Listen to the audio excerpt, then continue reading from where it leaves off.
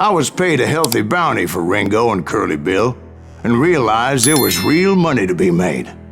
That's why I went after Henry Plummer.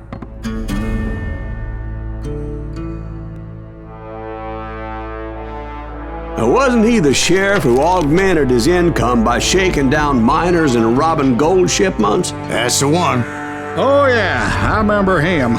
He ran that gang of thieving outlaws called the Innocents. So it's true that you went toe-to-toe with him? Indeed I did, son. Indeed I did.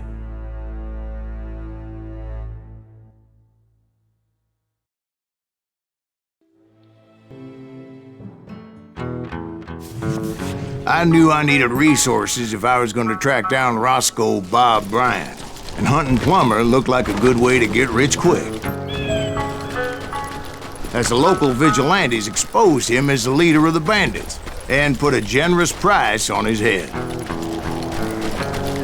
Plummer rallied his gang to plunder one last gold mine before making their escape, and that's where I thought I'd find him. Goddamn barrels of gunpowder. Why would you be nervous?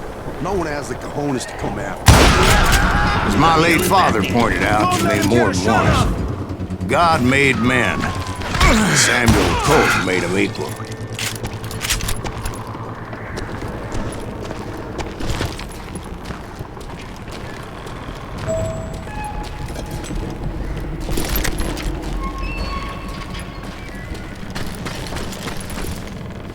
I knew that dynamite wasn't mine, so I decided the polite thing would be to return it. It was the biggest gold rush since Sutter's Mill in '48. Unfortunately, prospectors weren't the only ones drawn to those riches. There were thieves and killers, robbing travelers and hijacking gold shipments.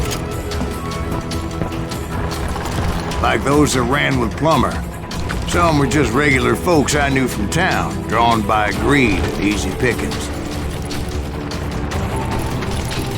Charlie Crow, the blacksmith. James, who worked in the stable.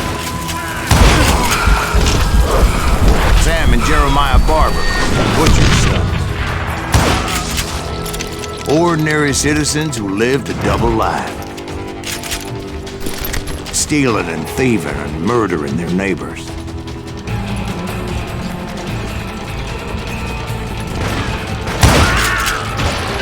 Of course, the rest were veterans of the Civil War.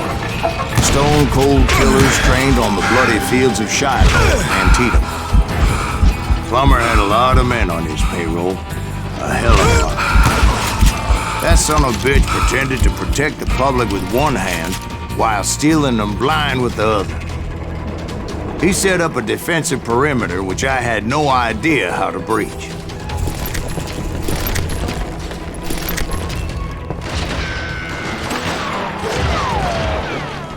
You can't beat the innocent.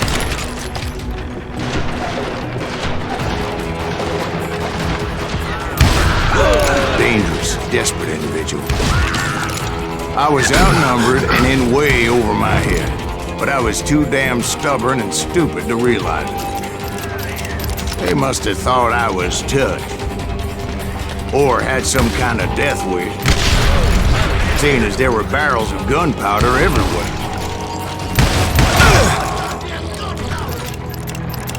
One stray bullet, one stray spark, and I'd be blown to hell and gone. Did I have any second thoughts about what I was doing?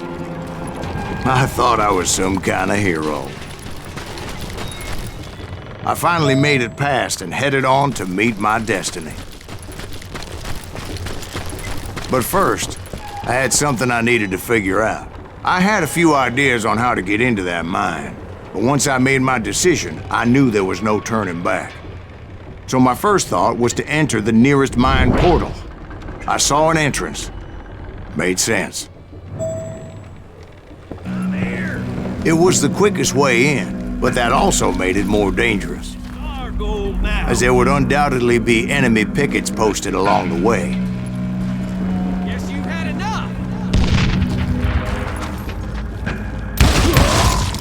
But he'll kill us all.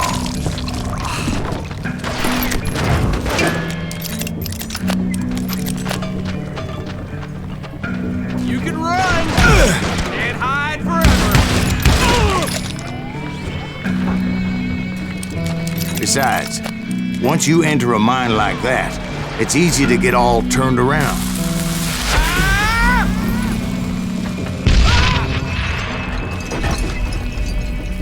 And that confusing maze of corridors wouldn't even be the worst of it.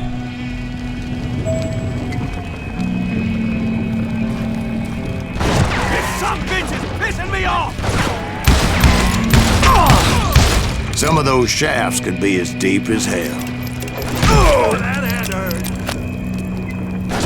Oh. I'm ending you! A single stumble or misstep can easily end in a deadly plunge to oblivion. Hey, I'll flank you! I deserve to die like this!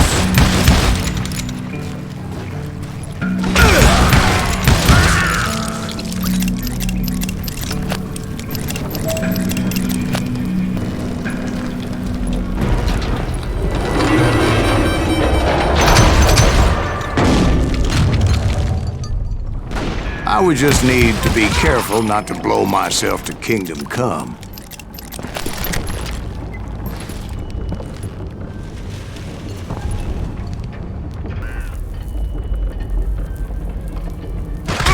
You ain't beefing me.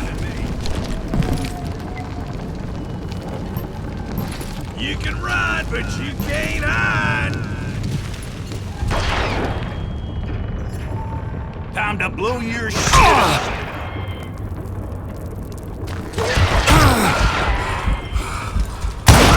You'll die for this, you hear me?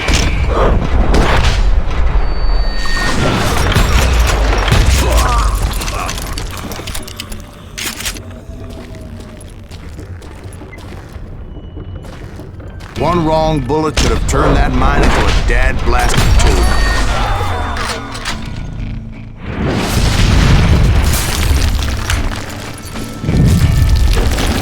I freely admit that my plan of attack was not just moronic, but clearly insane.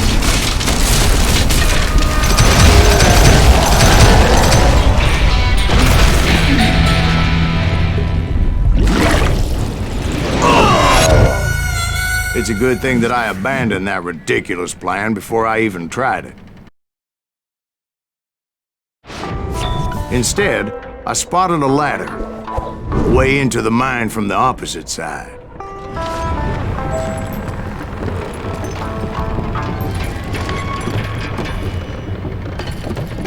It was a long way around, but that approach seemed more sensible at the time. Of course, being I had a problem with heights, that scaffolding scared the bejesus out of me. Climbing down that ladder required some caution, because even though I had a younger man's reflexes, no man can dodge a damn bullet while climbing down a rickety ladder. I needed to make a leap of faith, which ain't easy when you're suspended between heaven and hell.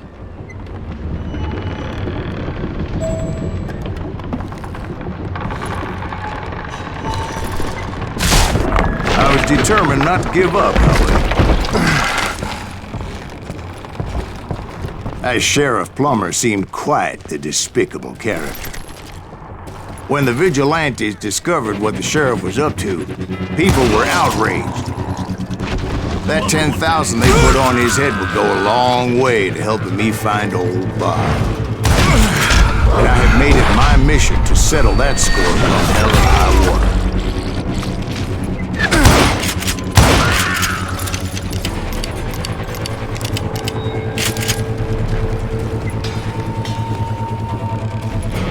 But first, I would have to make a choice. Take the elevator or climb the ladder.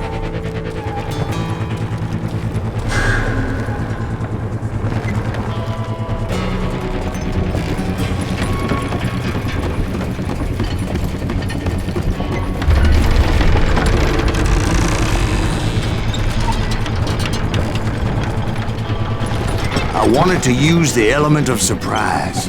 Plus, I figured I could use the exercise. I was warmed up already, so what the hell?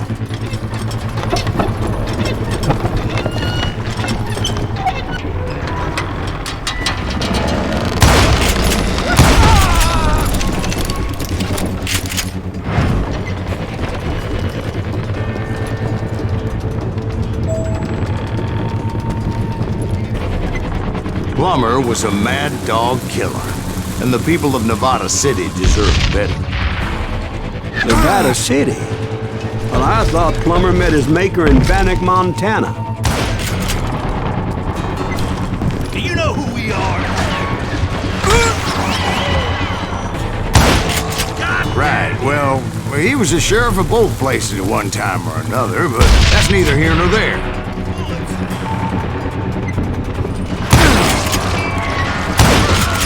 The point was, taking him down would save a lot of lives, including my own.